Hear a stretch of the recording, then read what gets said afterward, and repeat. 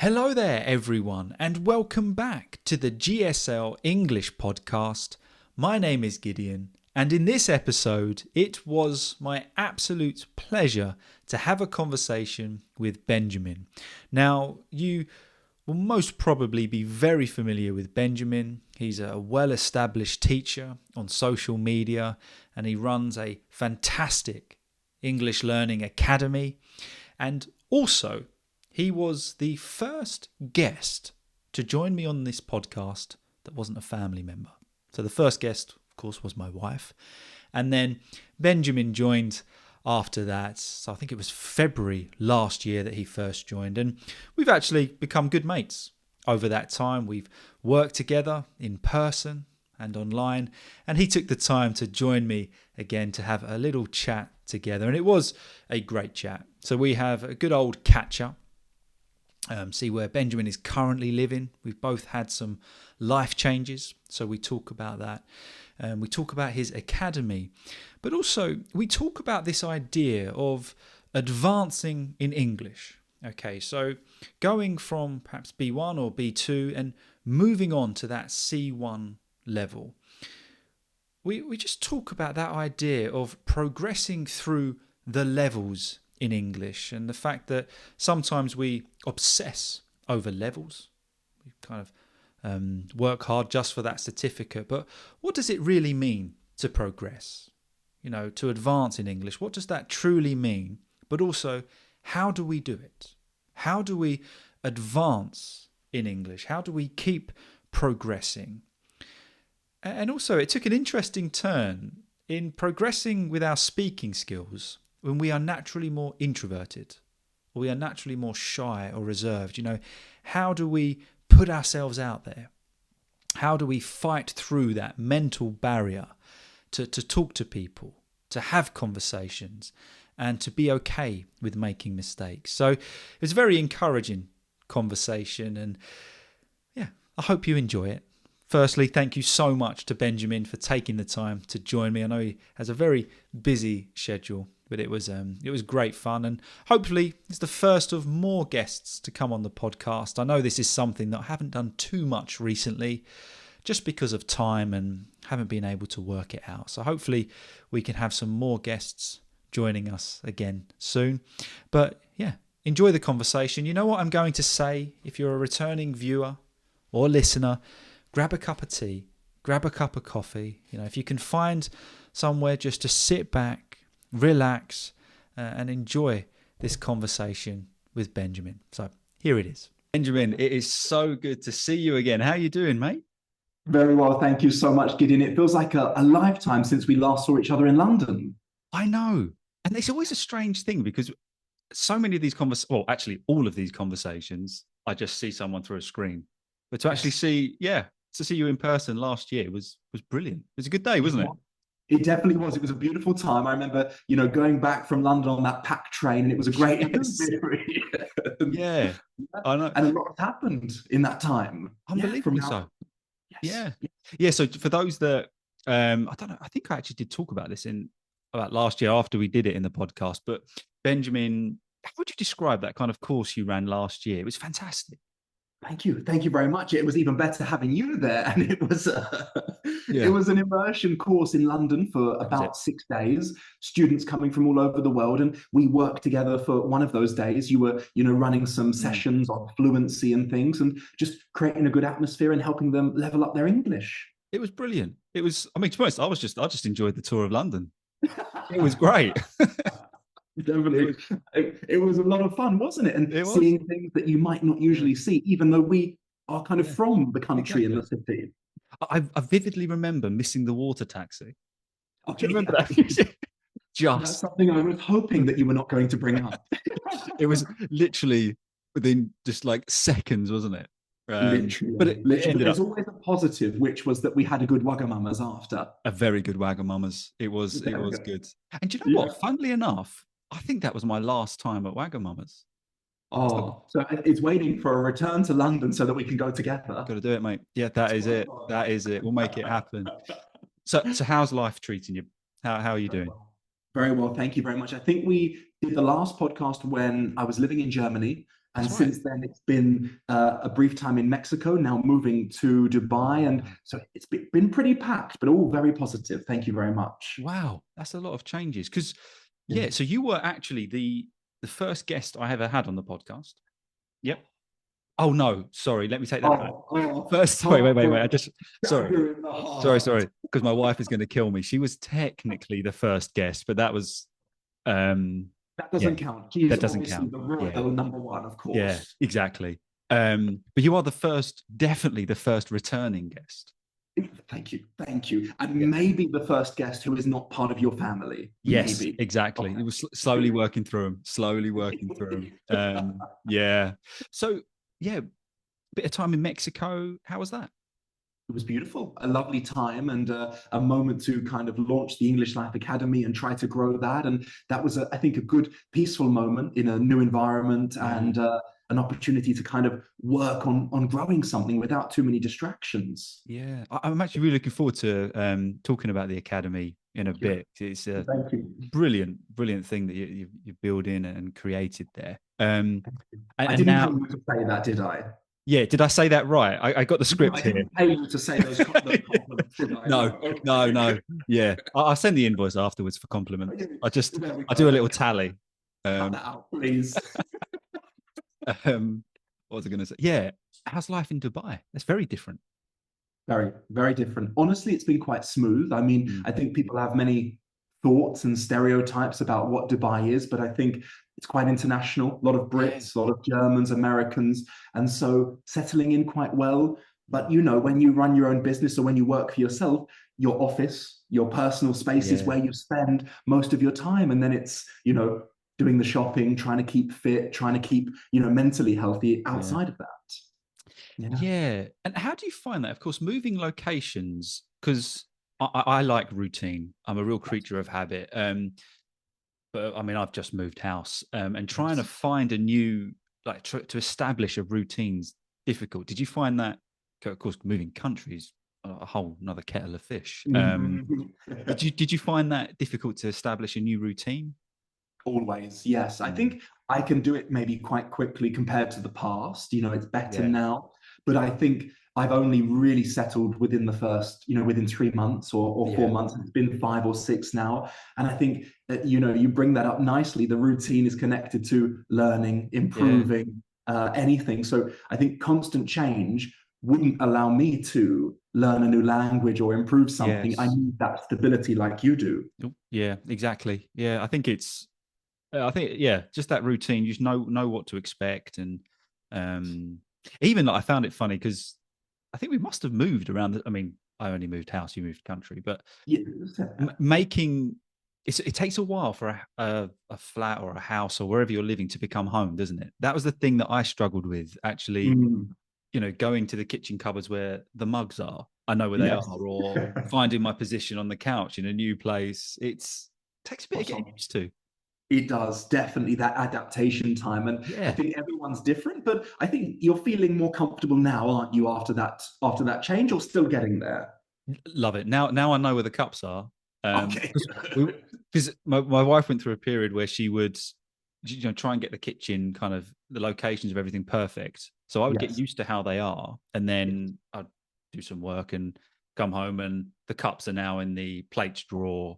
And but I think we're there. I think there's no more change coming. So fingers crossed. Hopefully you have not jinxed it, and tomorrow she moves everything around again. Probably doing it right now.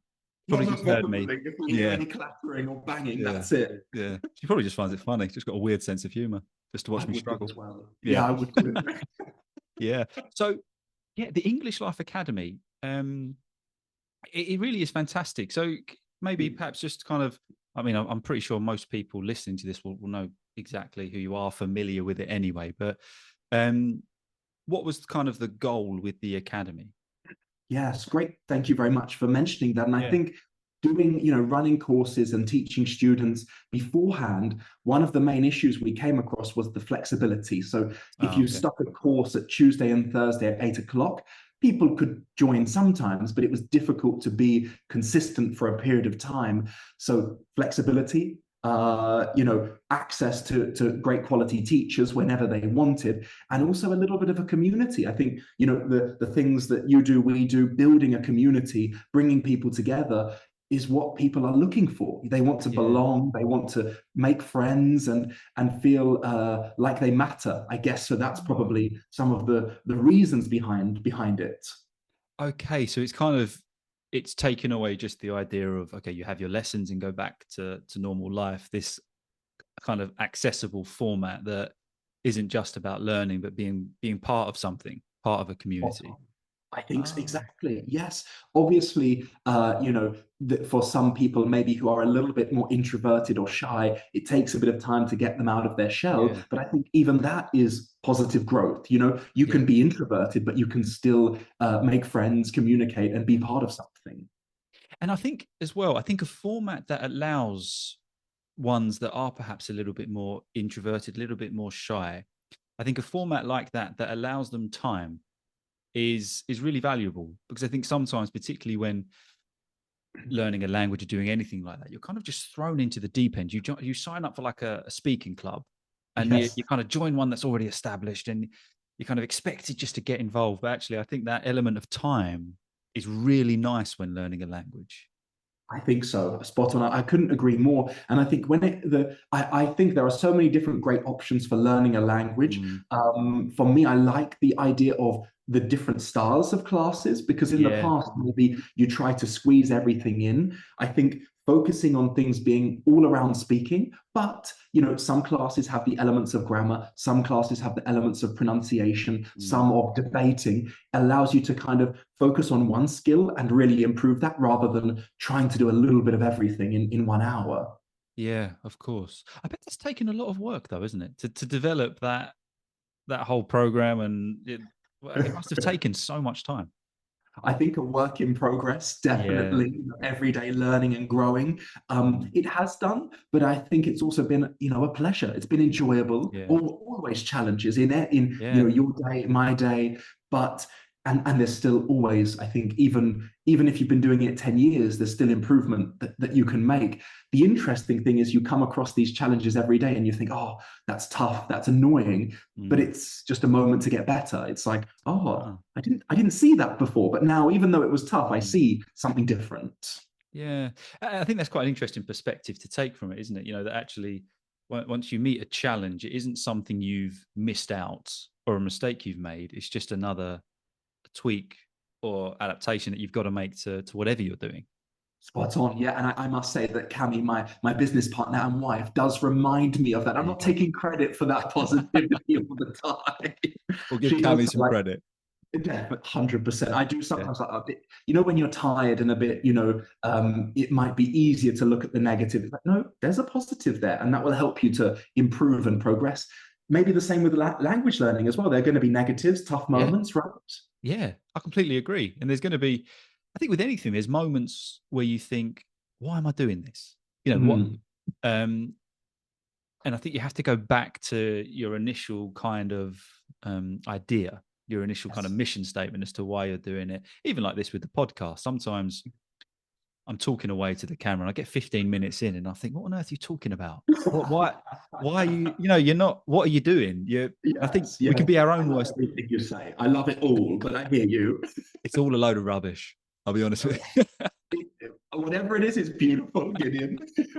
Yeah, but we're our own worst enemy, aren't we? With that Definitely. kind of But thing. And yeah, I please, after. do. No, no, please. You were saying we're our own worst Yeah, enemy in that. yeah, Yeah. Yeah, I think it's just, I see two different types of people. Some people who are very critical of themselves, but it mm, allows them to move forward. And that's great because you're constantly getting better. There might be another personality that are maybe a bit more self-conscious and not mm. confident. And that just takes a bit more work to say, you need to believe in yourself, because if you don't, no one else is going to believe in you. Yeah. And I think that's an interesting point to think on, because I do feel, I mean, I personally would say I'm naturally more of an introverted person in the sense of putting myself out there. But I think sometimes when you are extroverted, I don't know whether this is right, but I do think you have a little bit of an advantage when learning a language, because you think, well, I'm willing to throw myself into situations and let's just see what happens. But I Spot think on. it's difficult sometimes for an introvert to, or perhaps a more shy or naturally more reserved person to approach those situations. Definitely. Definitely. And maybe they look at others who are speaking confidently and they think they're so great, when really the extroverted person makes maybe a lot of grammar mistakes and, doesn't find all the words, but they don't care. And that introverted person maybe is always looking to say the right thing, do the right thing, or not put them. So I agree with you, but both need to believe in themselves and be Yeah. positive. But it's like more of a psychological thing than an English Yeah. related thing. Yeah. And I do think that's an interesting aspect of learning a language, that it isn't just the process of speaking another language. I mean, well, Spanish is terrible, but there is a mental barrier that you have to break through, Yes, or a mental side of it that you have to kind of develop and work on. spot on. And is that something you've noticed? Of course, you're a well-established teacher. You've been doing it for a long time now. Is that something you've always noticed, that with students, it's not just language? There's more to it. I would say so. And I think one of the things that we've had to analyze more is how to teach the class. Now having the academy and other teachers working there, is Oh, okay. what is the way that we will move forward? Because even if we have other personalities, we have to be aligned in the way we teach. And I think it's more about the energy that you bring to the class. Mm, Sometimes it feels like a therapy session. yeah. Sometimes it feels like a chat with friends, but you need to make that experience of speaking not feel stressful. They talk to you, they talk to others, they know they're not going to be judged. They can say whatever they want, they can make a joke and they won't sound stupid. And I think that allows them to then release that fear and Yeah. just tackle it naturally. You mentioned Spanish. From my time living in Spain and learning Spanish, I probably make a lot of grammar mistakes. Probably. I'm not sure because I didn't really study the grammar, but Yeah. I just want to be understood and I want you to, be able to respond to me. So for me, I think that gives me an advantage, like we spoke about a minute ago. Yes. And I think when you go back to that core idea, is okay, we keep on improving, but Mhm. sometimes, people send me messages saying, "Oh, I don't know what to do," or you probably get the same. I don't know how Yeah. to progress, which we're going to talk about in a moment. Okay. But it's that idea, that it's not all about just the details. If you go back to that core idea, it's about, can I communicate? Okay, not in the perfect way, but Yes. that's the core idea, that we want to communicate. We want to connect with others, and then kind Mhm. of progressing from there. Spot on, spot on, Yeah. yeah. And I guess about the amount of time a student is giving to it. You mentioned to Yeah. me about the progression from B1 or B2 to C1. Yeah. And even though each student is different, there is an amount of time that on average it would take. It could take 6 to 12 months if you're doing 5 to 10 hours a week, but it could take 1 to 2 years if you're only doing 2 to 3 hours a week. And I, I would say, without knowing every person, a lot of students are not maybe doing as much work as they think they are. Or even Mm. if they're listening to this great podcast or reading a book, it's great. But are you making a note of what Gideon is saying, the expressions? Yeah. Are you actively learning, or is it just in the background? And then you say, oh, I've done my hour, but it might not contribute to the whole amount of time as much as you think it is. Yeah. I think that's a really interesting point. And there's an honest self-evaluation that has to happen.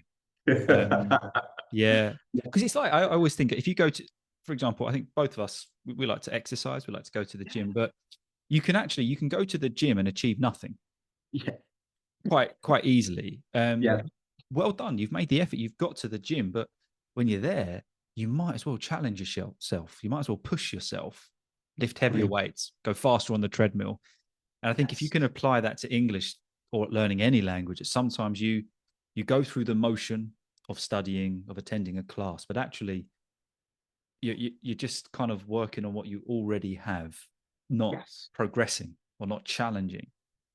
I couldn't agree more, 100%. And I think about that as like, it's great if you are struggling to be consistent. If Yeah. we never went to the gym, it would be a win if we went to the gym every day. Even if we didn't Yeah. do much, it would be a win. Yes. But once you've been going to the gym for 1 year, then you say, am I going to just continue plateauing for the rest of my life? So Yeah. I couldn't agree more. And it's also, I was thinking about the other day, I used to eat a lot of chocolate, a lot of sweets, Mm. and I love it. But the last 2 weeks, I've cut it out from Monday to Friday.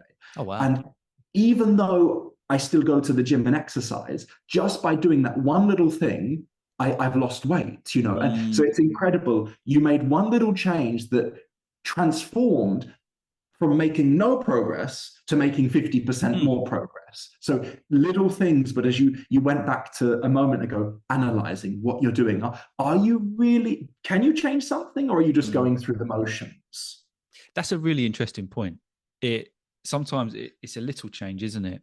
And I think particularly like we were talking about before, this idea, I get so many people, I've got to B1, I've got to B2.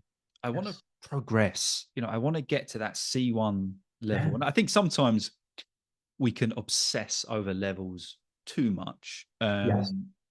And I think we're just going to kind of use those terms because it's what's recognized Yeah. in the scale of things.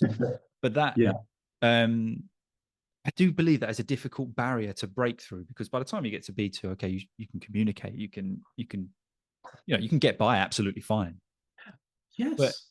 how do you challenge yourself at that point? You know, Correct. I think that's quite a difficult. We say about these little changes, these little challenges, and a lot of people say, well, what are they?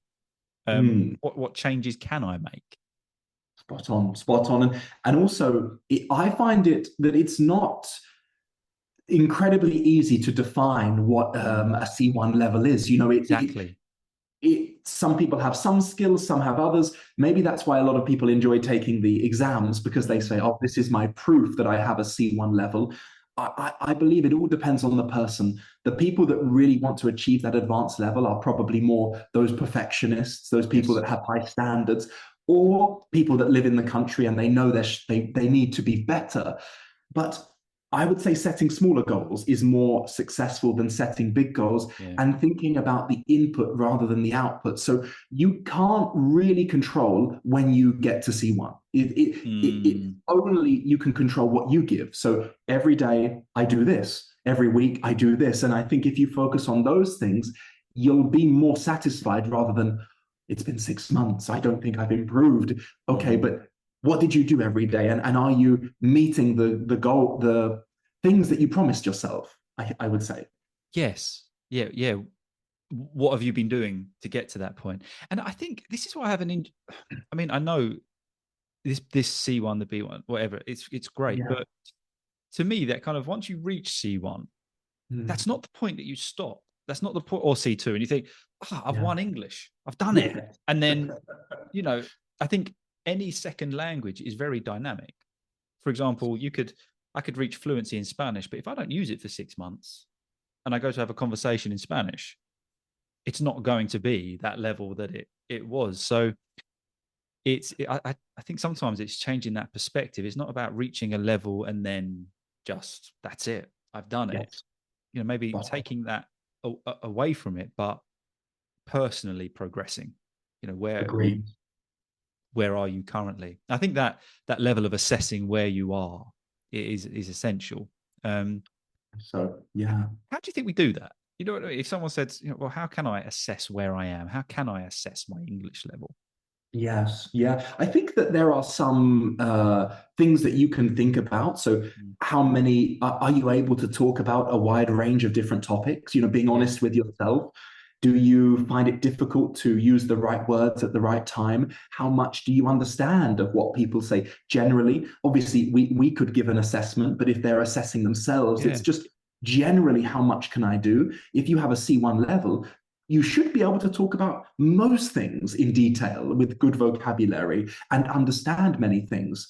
And going back to your other point, we many people want to improve quickly, Yeah. make me better in 1 month or 2 months or 3 months. If, as you said, it's a lifelong thing. I would rather make the process enjoyable, fun, useful, but not something where you are setting a very short deadline that you're going to stop. It's okay to set goals that you're going to achieve, but you can't think I'm going to do a 3 month course and then Yeah. I'm not going to study English ever again and think that I'll maintain the level, like you Yeah. said, Gideon. Yeah. Exactly. It's something that stays with you, isn't it? If you want to learn a language or want to, you keep on doing that process or going through the motions of that. Yes, like exercise. Sorry, Gideon. Yeah, yeah, I'm yeah. thinking you wouldn't say that I'm going to exercise for 3 months of the year and then not exercise for 9 months. Because if you did that, when you get to those 3 months again, you might be in the exact same place that you were, or worse, before you started the 3 month journey. You Yeah. exercise more or less weekly, right? Every Mm. week you try to keep active. So it's the same with your skills, your mental skills. Yeah, yeah. Keep that. You almost keep training the muscles. Keep putting them under some kind of pressure, and Yes. something will happen. Something will progress. And I think you made a really interesting point earlier about actively listening, or actively watching. Yes. And I know I do. I say, listen to podcasts, watch movies, just enjoy them. Which I think is a brilliant thing to do. Taking in, just, I don't know, if you're driving, taking in an English podcast, whatever. But actually, I think a brilliant thing to do is to actively listen to a podcast, and listen to it with a pen and paper, or you know what? And there's a new word there. Yes. Yes, spot on. I couldn't agree more. And when we do that, when it comes to the things that we like, I really enjoy things that, challenge my mind, or Mm. maybe, the things around the world, be it different topics. I listen to a podcast called High Performance, or I know The Diary of a CEO is like a very popular Mm. podcast nowadays. If I listen to that, I listen to it because I'm really interested in the guy or the girl, the woman speaking.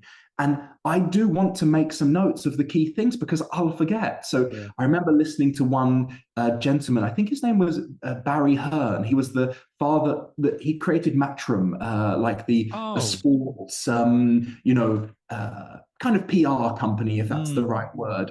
And he gave his like 10 rules for life, or 10 pieces of advice. I made a note of that, and Mm. look at that again, because if I listen to it once, I'm not going to remember anything that he says. I need to listen to it 5 times to, oh, maybe there was another thing I learned from Yeah. listening to it.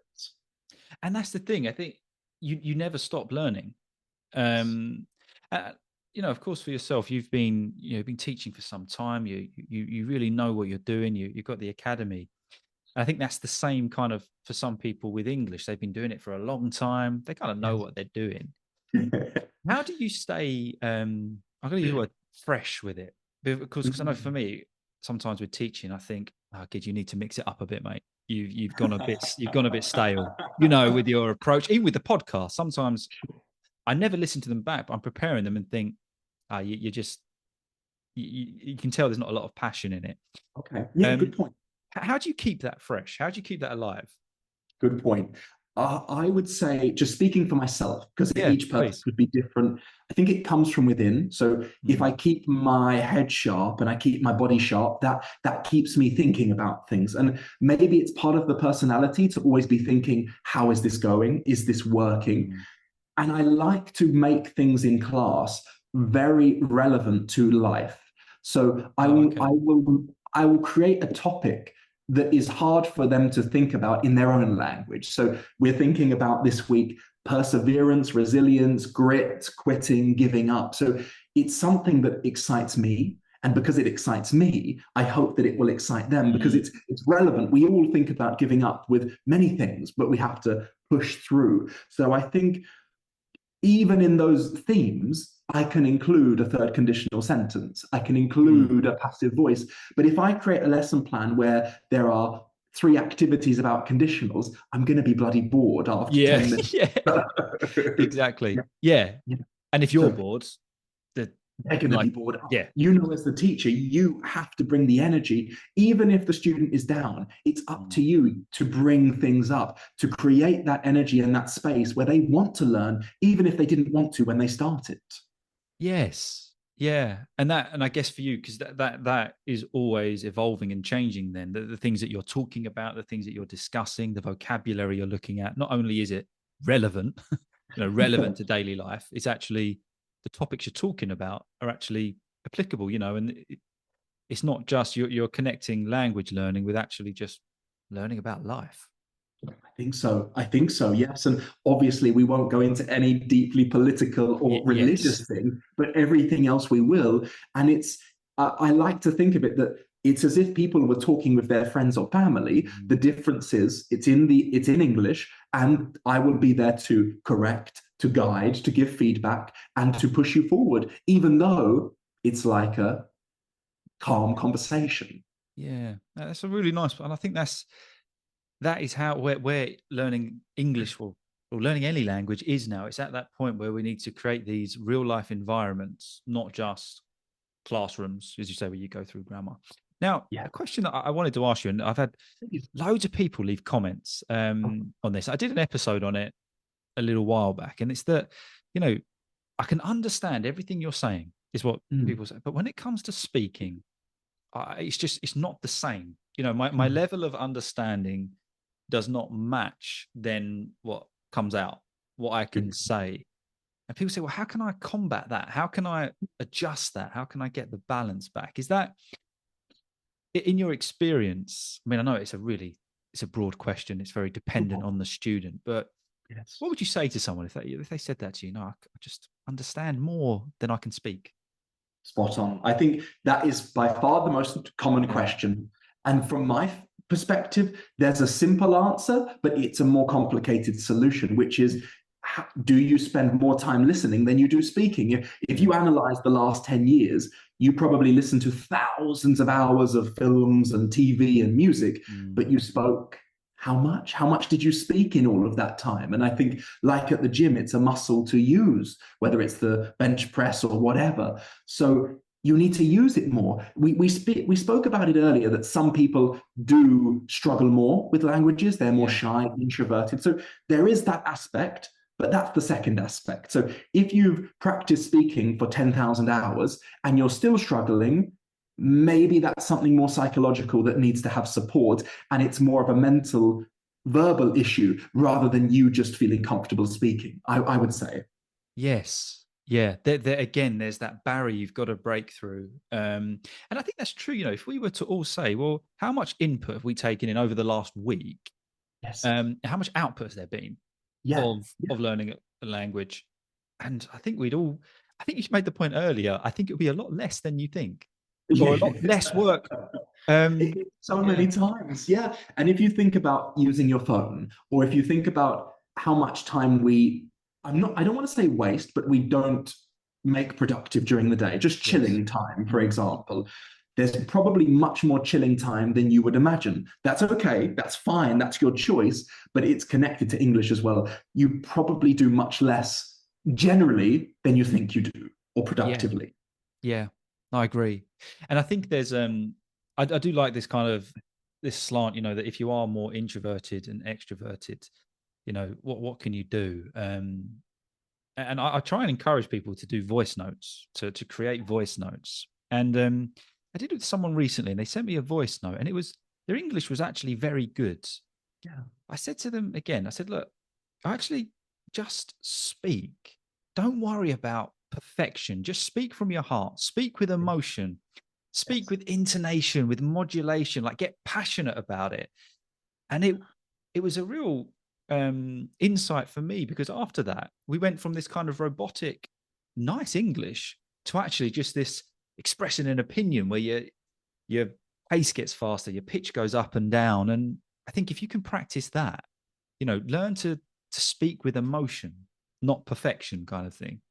Spot on. That's a great point. And you kind of hit the nail on the head with that's the problem for anyone or almost anyone that feels blocked with the language. Like if you feel like you can't express yourself as well as you want to, but you have the knowledge, it's because you're too worried about what you're trying to say. And you're just overthinking. And wouldn't that go back to any things that we do, whether it's driving a car, riding a bike, speaking? When we think too much, we block ourselves. It's the like autopilot, natural, as you mentioned. Yeah.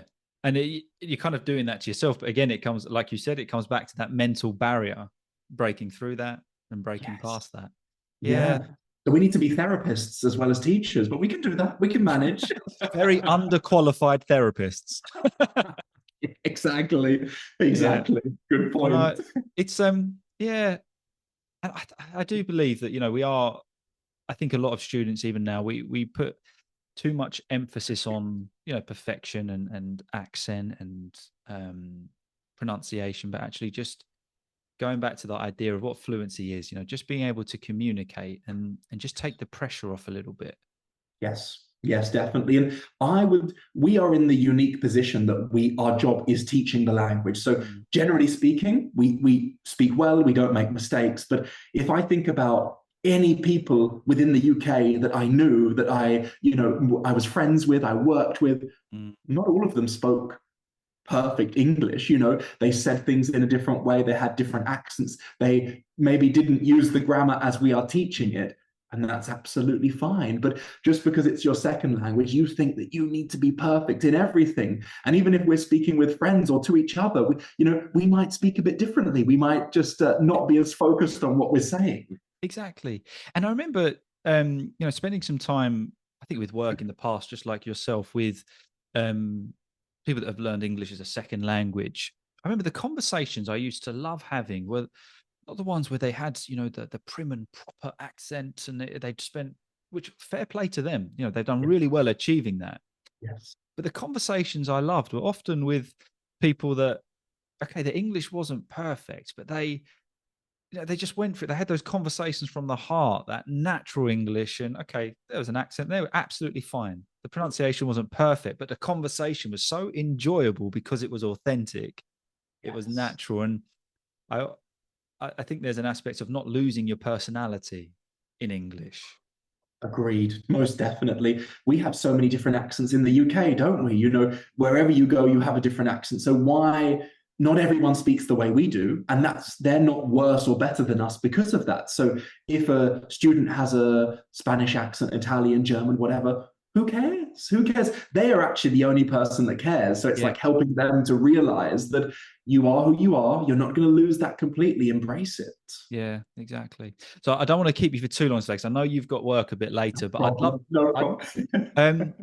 What's your plans like going forwards? Okay, I mean, with the academy, but also have you got any kind of future plans, any kind of direction you want to take it in? And thank you for asking. Yes, I mean, time flies by very quickly. As we mentioned before we started, we have 5 teachers working in the English Life Academy. Fantastic. From 3 countries, the UK, Canada, and South Africa. So the goal is to grow that, to help more students around the world, and to help provide a service that allows students to achieve their goals in a fun, dynamic, and kind of international way, I would say. Brilliant. Yes. And then just keep, I guess, just growing that environment with yeah. And how do you find it, of course, going from teaching English yourself and then now having other teachers working with you? Was that an adjustment that you had to make? And because I know I'm a bit of a micromanager, I like to be in control. Was that something where you just had to kind of let go of the reins and say, look, do your thing? Or how did you find that? Good point. I think it's been a progress. It's been 8 months or so since we launched the academy. So everything is there are always new experiences, but as we've learned, as we've seen, it is important to have an identity. So even though you are different to me and our teachers are different to us, we still teach in the same way, which is high energy, dynamic, engaging, keeping you on your toes as a student, and making sure you learn in an active environment. So I guess not micromanaging, that's good not to, but still having that DNA within the teachers that we embed within. And I guess the key point to making someone do that is by showing them the results. If you do this, people will love what you're doing and they'll come back for more. And that's what you want. Yeah. Results are the key of if people are getting results, then something's working. Exactly. And what makes you different in any job in the world? There are hundreds of thousands of teachers, maybe millions of teachers in the world. And most people can explain a conditional, ask you to fill in a sentence. So what separates you from everybody else? That has to be how someone makes you feel in that environment. How do you feel when you come to class with Gideon or with someone else? You feel good, you feel relaxed, you feel motivated. And that's what makes people come back for more, not, oh, that's wrong, repeat it again, fill in the blanks. Everyone can do that. Yeah. And I do think you have to connect that English with a breath of fresh air, that your time when you're studying English, that it's okay, your time where you are improving, but also you can just forget about life, forget about work, forget about everything, and just enjoy it. Agreed.